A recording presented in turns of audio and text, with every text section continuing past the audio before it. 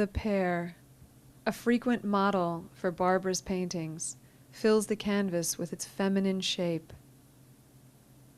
Always luminous, it hovers like a brilliant idea.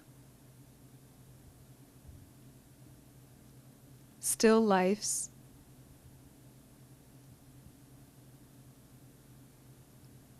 landscapes,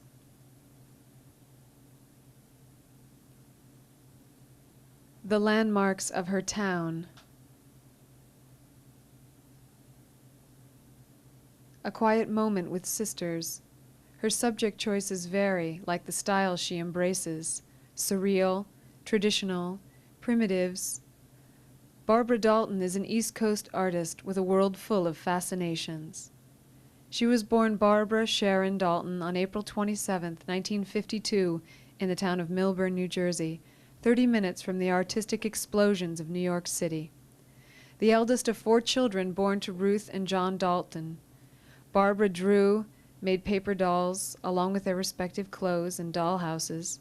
She learned to sew from her mother and has created trophy-winning costumes. But it is through her paintings that she speaks up a little louder, with vibrance and perspective. As with these pansies, it seems we have been gazing too long, and they stare back.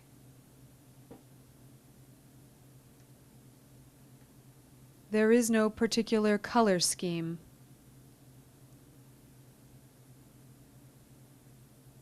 Or chiaroscuro, that is hers alone.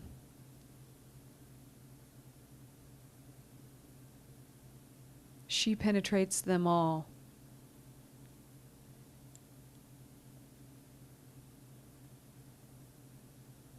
And so does them justice.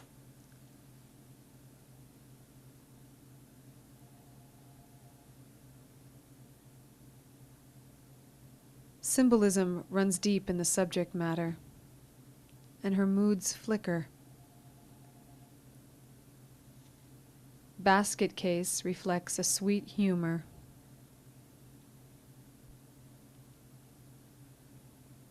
Her self-portrait floats cool and wary through the top half, melting sensual crimson to the canvas's bottom. Her sister Mary plays Gulliver in a whimsical beach scene at the Jersey shore.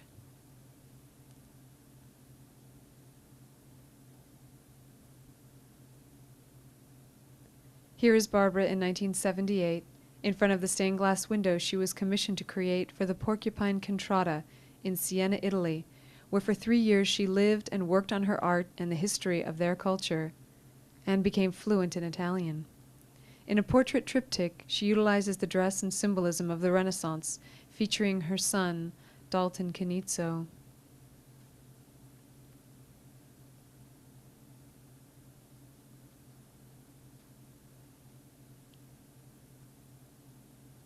Her sister Kathy, the poet and writer of the family.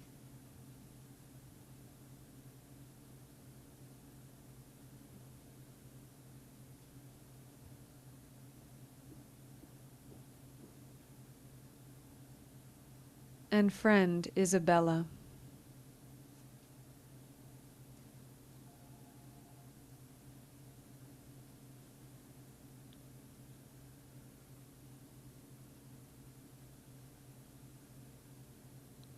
Barbara has sold more paintings of her daughter, Victoria Rose, shown here in a primitive portrait, than any other subject, save pears.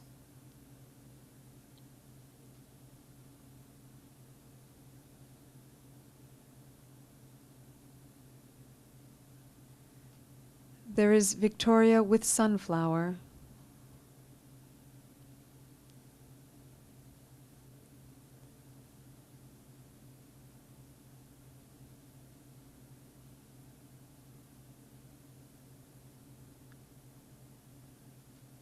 And Victoria baking.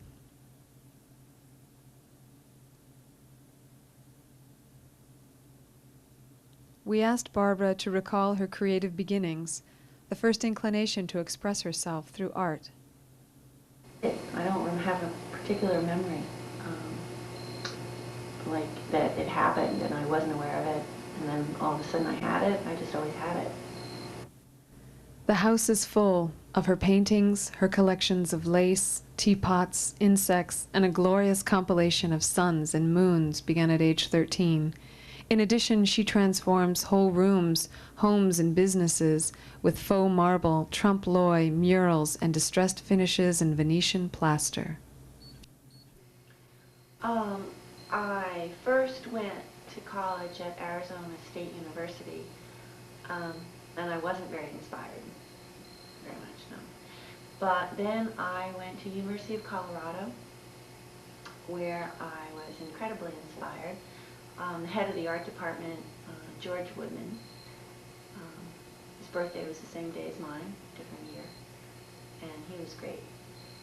And I also took, along with painting, I took art history as a double major. So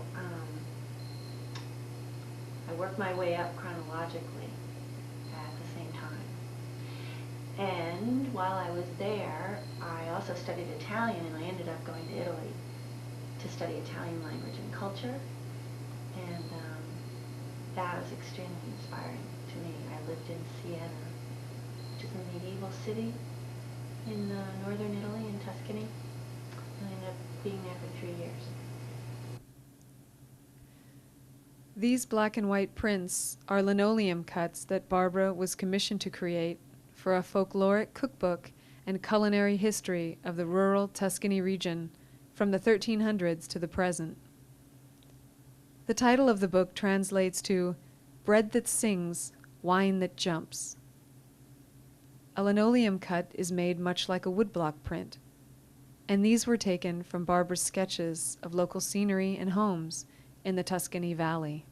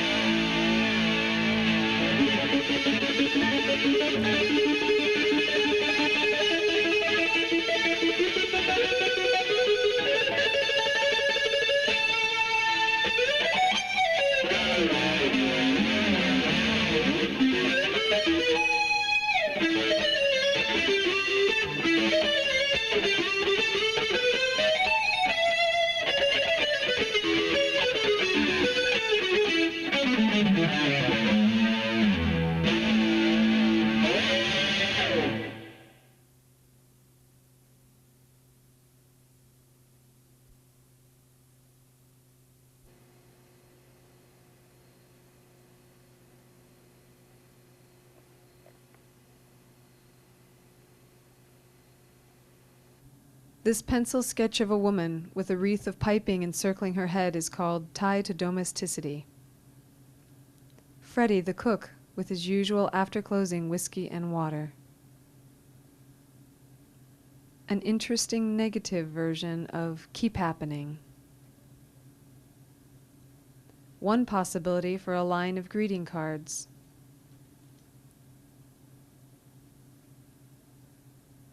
Another greeting card. This thank you card to the opera singer Marilyn Horne was of Barbara and her second husband, Daniel Canizzo. More greeting cards, more changes in style and mood. And Barbara's own Madonna and Child.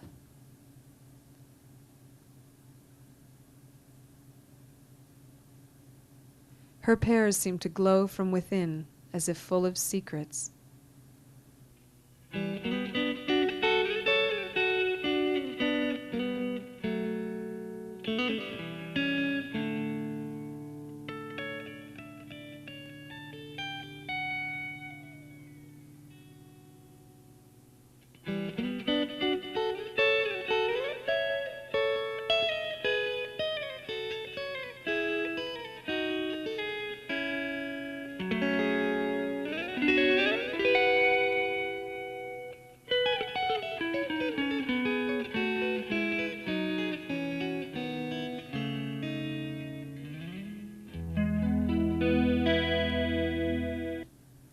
In the years that she and Daniel built and operated a popular restaurant in Millburn called 40 Main, her paintings graced the walls, most of them not for long.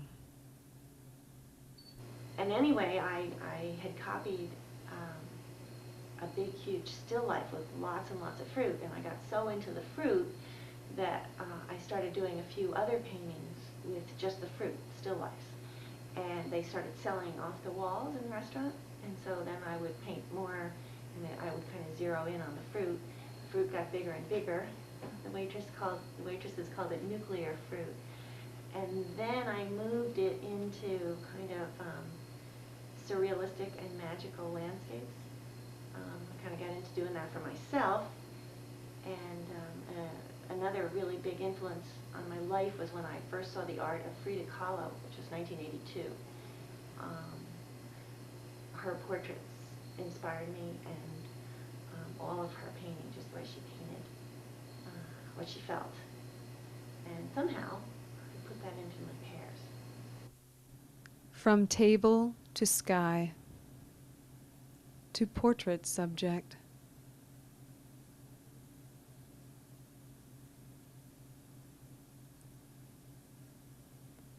They are for eating, and we will.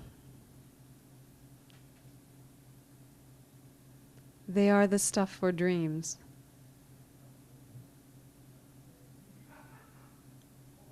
And visions, and also luckily for sale.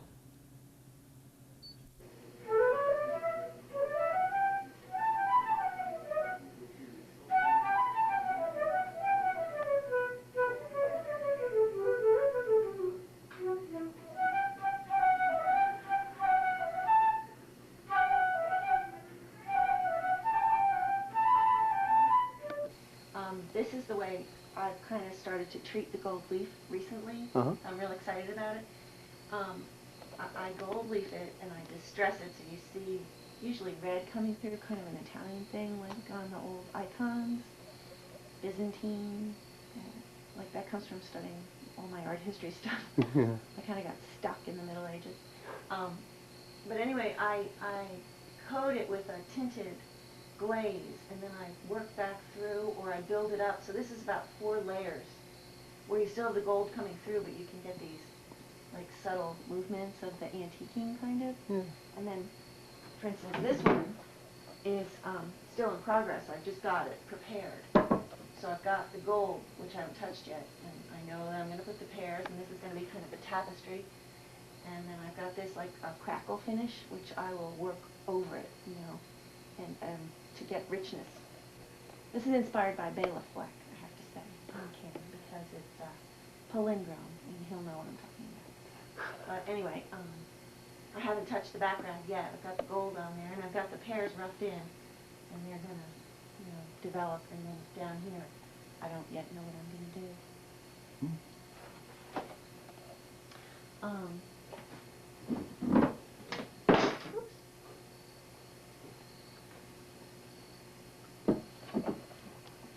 This one actually, I've attached these 3 actually doll heads to it, but then I'm kind of painting over it to, I think I introduced like moods, different moods changing. Sometimes I don't really know what it means when I'm painting it. And people ascribe their own meanings to it when it's done, and they're always different, and that's okay. And so they kind of have, it has kind of a misty day, and it has night. And it's like during the night, I have the ivy that would be alive. And I'm actually trying to work this in to a theme for breast cancer, because I have a friend who's headed a foundation out here, and I'm trying to work some things up that we might be able to use for a calendar. So I'm going to have some kind of fantastic flowers, like dripping a nectar onto the pear, which is going to be cut open and have this dying vine coming out of it. So I'm going to try to symbolically show the whole process as much as I can. Well, on my father's side, my great uncle was an illustrator, and my father and my aunt are artistic. And on my mother's side, well, and also on my father's side, everybody seemed to be able to do a lot of handwork, like crocheting and tatting. And my grandmother was a seamstress, and you know, that kind of thing inherited down. Has your art in general been useful in exploring yourself? Oh, yeah. Is it cheaper than therapy? I don't know about that. I'm impressed. Any artist in this day and age can make a living. I mean, just, you know, seriously. But how do you kind of juggle everything? I mean, because you know, you got your art as a career. You got 2 kids at home. You know, how do you make time for personal relationship? How do you make time for just alone time for yourself? I mean, you know, just it seems incredible. So. Oh, but if you're an artist and you're working, then you're alone. Good point. You got me. You know? You got me. I mean, when I'm painting, I have to focus totally on that. Like, I can't paint if there's a million people around. If I'm into it and people come look at me, I don't care about it. Otherwise, I have to, like when I go out on a job or I'm doing a mural or something, you know, like it's mental preparation. It's a kind of a meditation thing. You have to know, okay, I will produce at this moment. So it's kind of a Zen thing where you have to get into it on demand. Make it happen. And make it happen. Oh, wow. What do you wish to do that you haven't yet accomplished? Oh, not have to paint anything. I don't want to paint. And I don't want to paint. Oh, God. I just want to do what I want to do. And have people buy them. And have people, oh, God. Cool. So, that's what I'm working toward. Working toward. Not having to paint, or just doing what you want to do. Well, I mean, like, if I could have some shows where people, like, bought a lot that would carry me to the next show. Yeah. There you go. You know, a lot of painters don't take commissions. I know several painters that I've met personally, and when they started selling well, they didn't do commissions. You know, I do portraits. I do a lot of portraits. You saw my book, Portraits? Yeah. Yeah, and those are mostly all commissions, except for every time I paint my daughter, she seems to sell. I've sold my daughter 5 times. Oh my God. Cool. She's been very good for your career. Yeah. Okay. But and those are hard, you know, because you really have to totally focus on someone who you may never have met. Or else you have them sit and take pictures and then you kind of get a feeling. Oh, that's cool. Okay, so I was thinking about it, and I know what inspires me. Primitive art, textiles, weavings, rugs, oriental carpets, Turkish kilims, Persian art and textiles, and tapestries and needlepoint, and I have a collection of lace and textiles, all kinds of lace, which I incorporate into my work. You might notice in some of them. What else inspires me? Well, I think that's why I like the fruit, the colors and the surface of it and the shape of it. And what opulence. I like opulence. Cool. Okay. Sun. Sun inspired me. Sun in the sky. Oh, okay, okay. Yeah, I painted those for years, although you didn't see me. Following yesterday's sun, following yesterday's sun.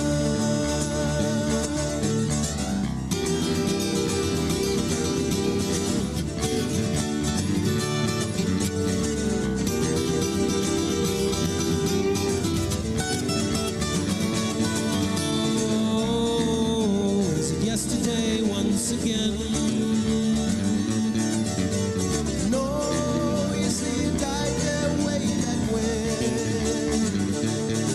But do we let it go? No. Do we let it go? No. It's the same street at every turn. Still a lot of books to burn. Following yesterday's sun. Following yesterday's sun.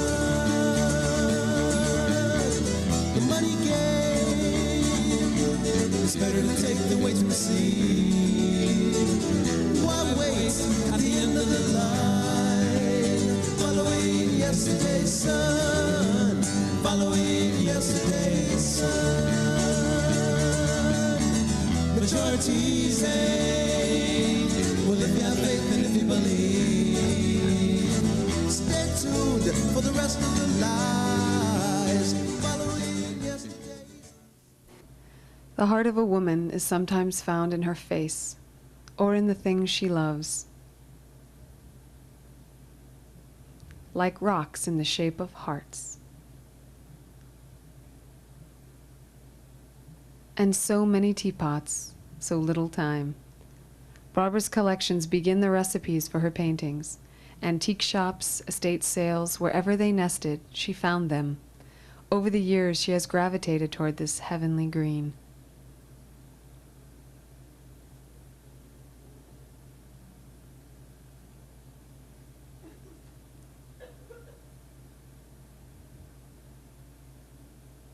All manner of insects and bugs appear in her studio and become models for the canvas, although she has never killed even one for that purpose.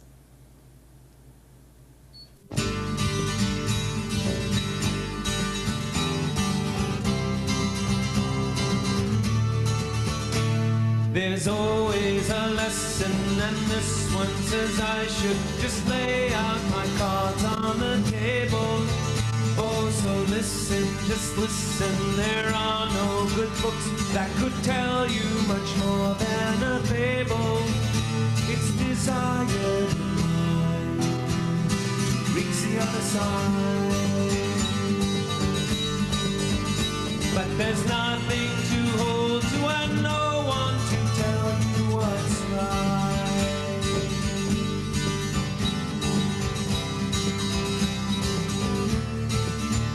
You're alone, I'm alone, and we're trying to get home. And so ask of ourselves, are we able? And in this world, you can ask of the people, why do they not see all the signs? Oh, just keep to the grind. Wait till next time. They'll try to tell you what love is and ask you to wait on the line.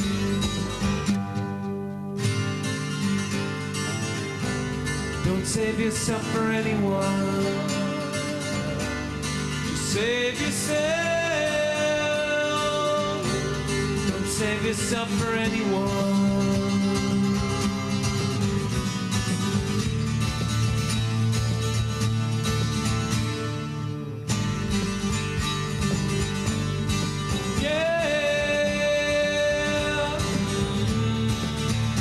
I'm not walking away, I'm just walking. You say I should think of someone else besides me.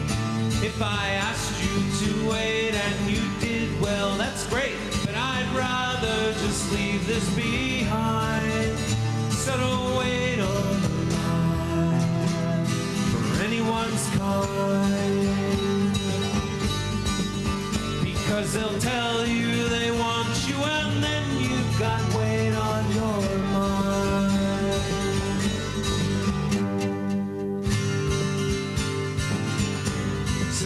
save yourself for anyone. Just save yourself. Don't save yourself for anyone.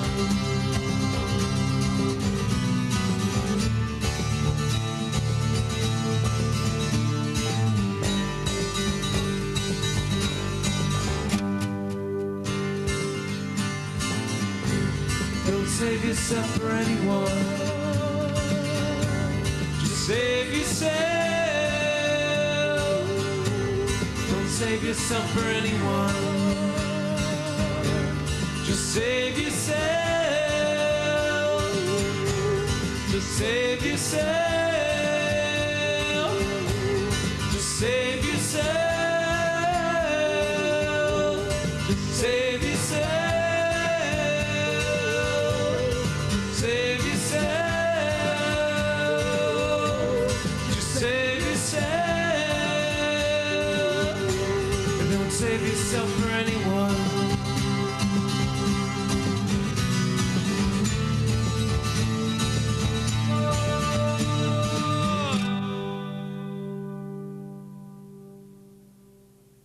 Never no one else. Never no one else. Never no one else but you.